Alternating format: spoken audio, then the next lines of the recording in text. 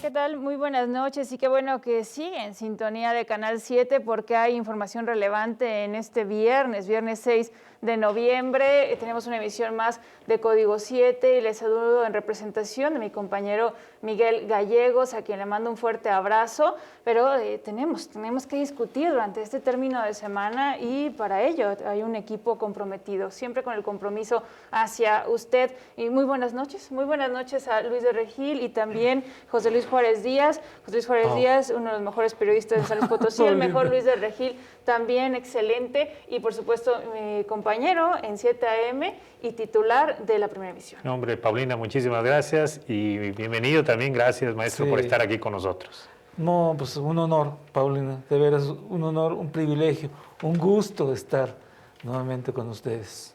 Muchas gracias. El privilegio es el que nosotros tenemos al momento en que tenemos esta oportunidad de platicar, de charlar un poco para aquellos que están del otro lado de la pantalla. Y antes de que comencemos a tocar los temas relevantes de la semana, del momento, ya no solo en San Luis Potosí, sino a nivel internacional, es tiempo de agradecer a las personas que están favoreciendo, que hacen posible la inclusión, como en este caso, muchas gracias a Fer Saldívar, intérprete de lengua de señas mexicanas, y qué bueno que nos acompañas en este momento y que haces, te reitero, posible que la gente esté al tanto, que el mensaje o que la información generada por el equipo de Canal 7 le llegue absolutamente a todos o a la mayoría. Esta es la búsqueda y es el ejemplo que tú estás dando. Tenemos varios temas, caballeros, y durante este cierre de semana. Bueno, ¿qué pasa con los centros nocturnos, ¿no? Que sabemos que se encuentran en terapia intensiva. Una cosa, este tema es polémico, ¿no? Porque muchas personas con la contingencia sanitaria dicen, ahorita no deben operar, ahorita representan un riesgo grandísimo. Hay otros que dicen, perdón, pero yo estoy a cargo del segmento, o soy un empresario, soy quien está sosteniendo una fuente de empleos. Entonces, el golpe es ensordecedor por donde se quiera abordar. Comienzo contigo, Luis de Regil. Es cierto, Paulina, lo que comentas, prácticamente varios de los sectores, cuando inició el tema COVID-19, pues fueron golpeados en el tema económico, laboral y de empleo, y obviamente en este tema de los propietarios de restaurantes, de bares, de discotecas, de antros, pues se manifestaron esta semana, ya habían expresado obviamente su molestia, habían hecho ya de viva voz la inquietud de querer operar. Pero mira, yo creo que el auditorio y maestro también, que obviamente des tu punto de vista, creo que más allá de, obviamente, de justificar el reclamo, creo que primero tienen la libertad de hacerlo, ¿no? En condiciones de expresar sus demandas, obviamente las inquietudes de querer operar. Es cierto, ya lo comentó el secretario general del gobierno el día de ayer, jueves o el miércoles, pero creo que fue el día de ayer donde hacía un comentario que está primero la salud, y lo más interesante es que más allá de que operen o no operen, las y los potosinos siguen haciendo fiestas en sus casas. Yo he tenido la oportunidad de ver vinaterías con filas enormes de comprar gente, llega la gente y se lleva con sus prácticamente cervezas, vinos y hielos, tremendos pachangones en las casas. José Luis Juárez Díaz. En sus casas y en la calle. Sí. O sea, siguen haciendo pachangas en la vía pública. Y bueno, los antreros, el sector nocturno alza la voz y piden, pues no cerrar a las 10 de la noche. Piden que se les permita llevar a cabo sus actividades comerciales de una manera más holgada. Dijeron estar de acuerdo en que el aforo de estos centros se reduzcan al 50%, pero que no se sacrifique en horarios tan limitados. Piden que el horario no sea tan restringido, que se amplíe y no sea a las 10 de la noche cuando cierran, sino que un poquito más tarde. Algunos le exageran, 12 de la noche no, piden hasta las 2 de la mañana. Dimos esta introducción, aunque hay que hacer la precisión. Decían, la norma deja a las 2 de la mañana, pero queremos que se verifique en cada sector, que se tome nada más en cuenta lo que es cada segmento y entonces se llegue a una decisión. Hay información al respecto, ahorita dimos como un comentario de forma inicial y vamos a conocerla. Hubo una rueda de prensa, como ya le adelantamos, durante la semana, y este segmento tuvo mucho que decir. Dueños de restaurantes bar, centros nocturnos y discotecas exigen que cese el estigma y se les permita operar en horarios productivos al enfatizar que la propagación del coronavirus también ocurre en el día. En representación de 108 establecimientos, Roberto Arturo Pinto Madrid advirtió que se solicitó audiencia a las autoridades sin obtener respuesta. Seguimos siendo empresarios que nos dedicamos a generar fuentes de empleo, quizás mal vistos hasta cierto punto por la actividad que desempeñamos, que muchos de nosotros obviamente dependemos tanto de la venta de alimentos como de la venta de bebidas alcohólicas de baja y alta graduación. Es una actividad legal, regulada. Expuso que el sector fue relegado y se implementaron limitaciones que les perjudican. Han transcurrido ya más de 7 meses desde que se nos obligó a cerrar prácticamente a muchos de nosotros. Prácticamente nuestro gremio presenta fracturas, presenta una debilidad. Calificó de injusto que se les perciba como el epicentro de la pandemia. Reiteró que el virus no se concentra en la vida nocturna y el empresariado está dispuesto a acatar protocolos.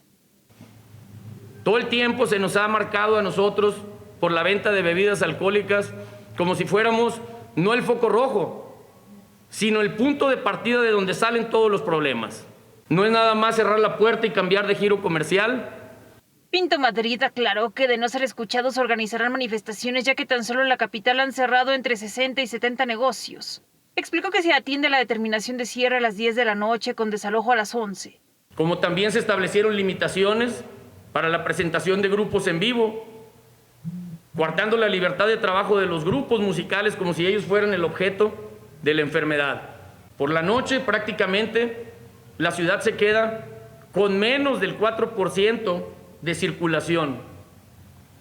No creo o no creemos que seamos nosotros el foco.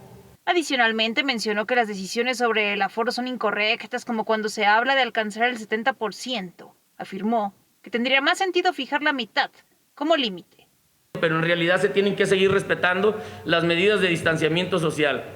Tendríamos que trabajar en la calle para poder contar con el 70% de aforo de un lugar que tiene la capacidad de 200 personas, por decirlo. Tendríamos que trabajar alrededor de 130, 140, 150 personas.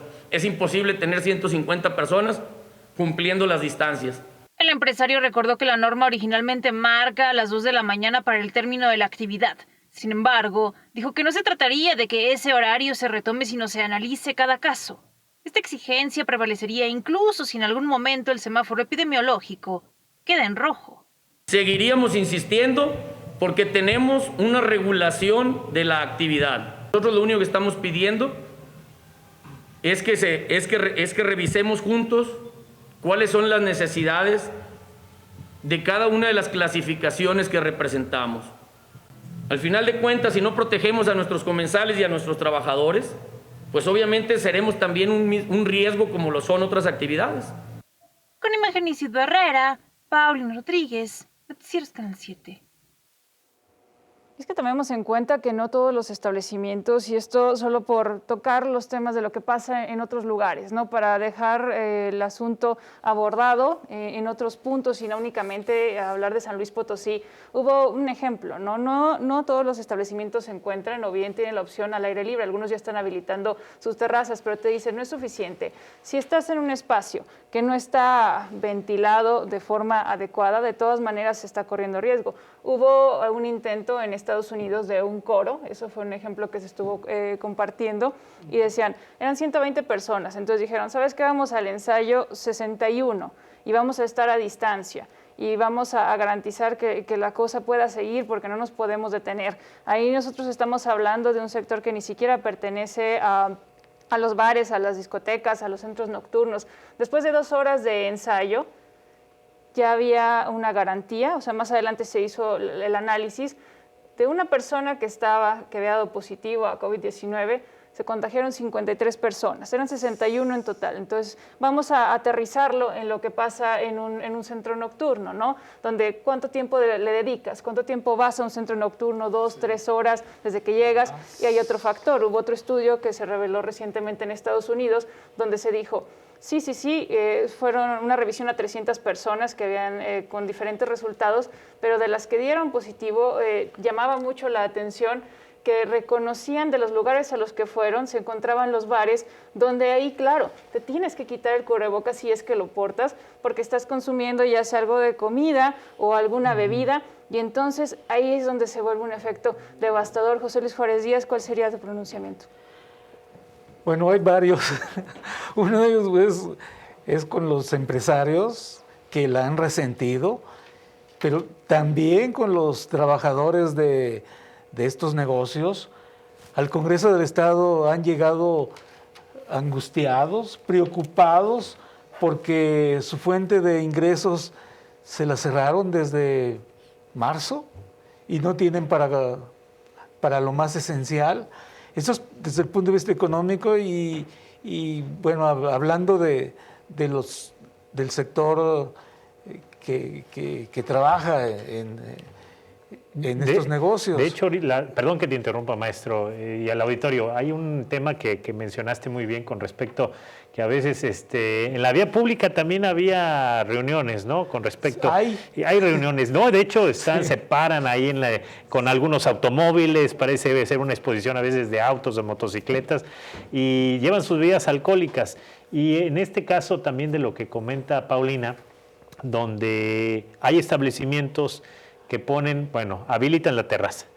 Dice la autoridad, tiene que ser al aire libre, le ponen alimento, pero prácticamente yo creo que no tenemos las condiciones. Primero, pues no se tiene la vacuna, no se tiene medicamento y no tenemos, obviamente, ese compromiso como ser humano, como ciudadano, de mantener las garantías con respecto al tema de las recomendaciones que da la autoridad. No sé, ¿qué opinas, maestro? Por ejemplo, del tapaboca, ¿no? Decía Paulina. ¿Cómo vas a usar el tapabocas? Ahí me lo voy a poner y me lo vuelvo a quitar. O sea, me lo quito, vuelvo a tomar y vuelvo a... Pues no tenemos... O hazle un hoyito. Bueno, había unos tapabocas, déjame decirte, maestro, Paulina, auditorio. Sí, había unos muy curiosos, pero ya no eran tapabocas, o sea, no contaban con las medidas de protección, Paulina. Aquí también algo que debemos de reconocer, porque nosotros no es que digamos, vamos contra el sector productivo. Qué difícil ha de ser alguien que le ha puesto de su dinero, que ha solicitado préstamos, una persona que ha comprometido su vida a un negocio, y porque también ya está comprobado, hay una asociación a nivel nacional que dice, si tenemos que cambiar de giro, si nosotros como centros nocturnos o bares debemos de convertirnos 100% en restaurantes, eso nos va a costar $500,000. Y esto es algo impresionante. Hay algunos que hoy sí se dedican, dicen, ¿sabes qué? Yo tuve que modificarme por completo y hoy me dedico únicamente a vender hamburguesas. Pero ¿qué pasa? Como ya lo dice José Luis Juárez Díaz, con los trabajadores. Nos preocupa mucho la salud y aquí es donde nosotros mantenemos una postura hasta cierto punto imparcial, porque es algo bien duro cuando lo pones en una balanza, cuando la gente te lo dice, te mueres de hambre o te mueres por esta situación. En Jalisco, en un momento se aplicó lo conocido como una responsabilidad individual. En ese tiempo se aplicó. ¿Y qué pasaba? La gente circulaba por las calles y te dabas cuenta que en los establecimientos pues no se respetaba la distancia. Y algo de la distancia, sobre el ejemplo que daba hace un momento sobre el coro, hubo personas contagiadas que habían estado a 14 metros de quien realmente había llevado el virus. Entonces, eso que aquí te dicen que 1,5 metros, 2 para la sana distancia y garantizar bienestar, claro que no. Hay mucho que abordar el tema por ahora lo dejamos. También esperamos que usted lo analice y tendremos más, pero primero vamos a una pausa.